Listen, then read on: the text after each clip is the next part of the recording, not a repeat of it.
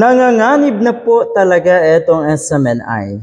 Ganyan na ganyan ang saklap ng mga pangyayari para sa isang katulad ni Kibuloy. Madalas ko itong sabihin na kung ano yung ginawa natin sa kapwa natin, totoong babalik yan sa atin ng doble, minsan triple pa.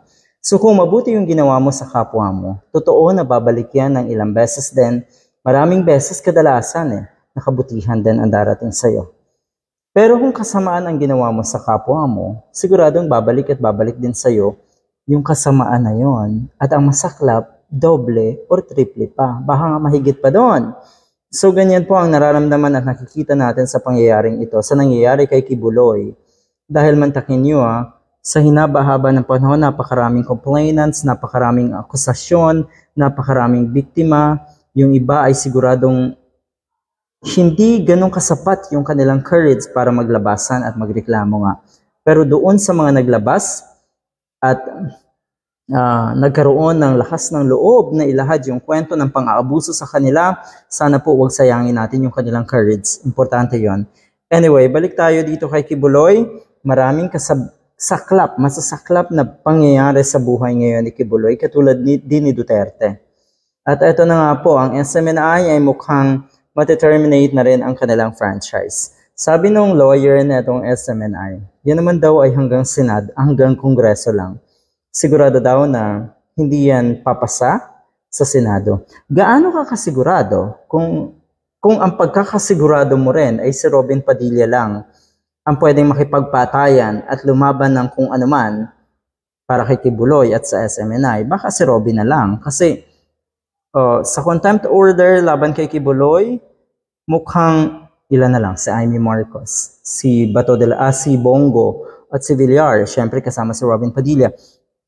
So you see, ganyan kakonti po. Sa tingin ko, ang mga totoong, ang mga taong gustong ipakulong at ipa-aresto nga si Kibuloy at mawala syempre ang SMNI ay mas marami. Sa Senado, ganun din napapansin natin yan.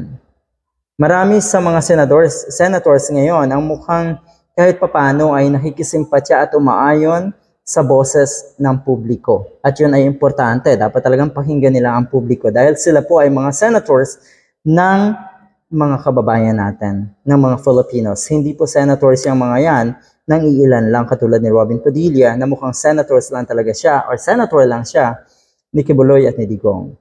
Alright, so good luck. Mati-terminate na daw ang franchise ng SMNI.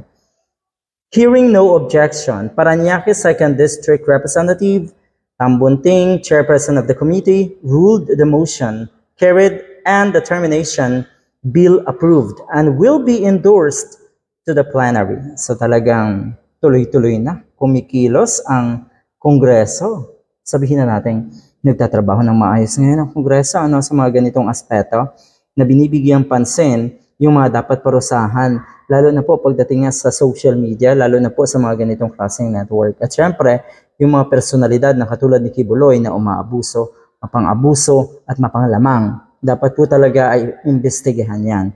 Ang sabi, klaro po ang violations netong SMNI. Napakalinaw daw ng violations. Kaya madali silang makapag-decide na isubmit na sa plenary etong resolution na ito na dapat nang i-terminate ang franchise nga ng SMNI. Klarong-klaro po ang violations nila. On this note, I move that we approve bill number 9710 on the termination of Suara Sugs legislative franchise. Yun na yun. Yun na yung SMNI, franchise ng SMNI. At sigurado tayo na ito ay pagtutuunan din ng pansin ng Senado. Dahil alam natin na karamihan sa mga senators ngayon, kahit papano, ay nakikinig sa boses ng publiko at ng ating mga kababayan.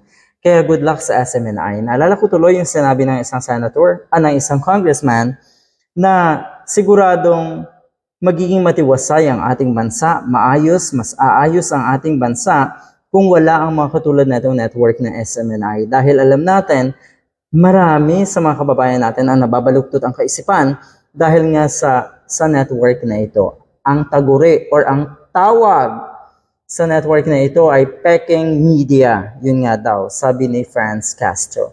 So good luck, malapit na yan. Sigurado tayo uusad etong kaso na ito. Good luck, SMNI!